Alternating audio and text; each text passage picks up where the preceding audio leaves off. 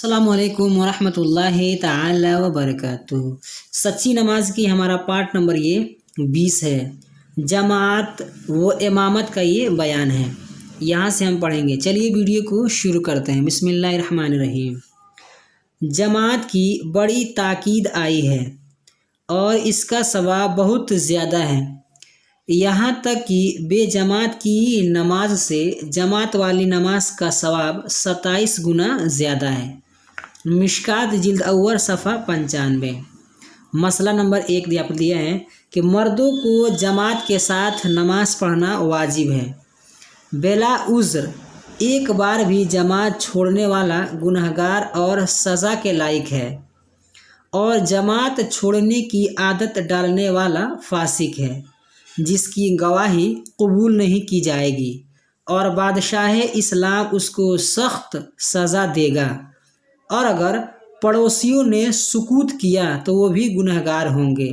जैसे मान लीजिए कि अगर कोई पड़ोसी है, अगर उसका पड़ोसी अगर जमात के साथ नमाज नहीं पढ़ रहा है और पड़ोसी उसको बोल नहीं रहे हैं तो वो भी गुनहगार होंगे। यही है। जुमुआ व ईदैन में जमात शर्त है, यानी बगैर जमात ये नमाजें होगी ही नहीं। तरावी में जमात सुन्नते किफ़ाया है, यानी मोहल्ले के कुछ लोगों ने जमात से पढ़ी तो सबके ज़िम्मा से जमात छोड़ने की बुराई जाती रही, और अगर सबने जमात छोड़ दी तो सबने बुरा किया। रमज़ान शरीफ में वित्र को जमात से पढ़ना मुस्तहब है। सुन्नतों और नफिलों में जमात मकरूह है। रद्दुल मुख्तार जिल्द अव्वल सफ़ा 371। औरतों को किसी नमाज में जमात की हाज़िरी जायज़ नहीं। दिन की नमाज हो या रात की, जुमा की हो या ईदैन की, औरत चाहे जवान हो या बूढ़ी।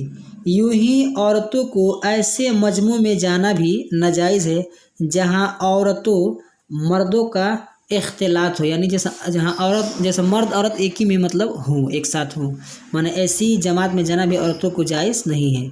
दुर्र मुख्तार जिल्द अव्वल सफ़ा 381। आज की वीडियो में से इतना ही। वीडियो पसंद आई तो वीडियो को लाइक करें, अपने दोस्तों के साथ शेयर करें। हमारे इस यूट्यूब चैनल पर नए हैं तो हमारे चैनल को सब्सक्राइब करके बेल आइकन को प्रेस कर दें, ताकि हमारे हर आने वाली वीडियो की नोटिफिकेशन सबसे पहले आपको मिले। अस्सलाम वालेकुम रहमतुल्लाहि ताला वबरकातुहू।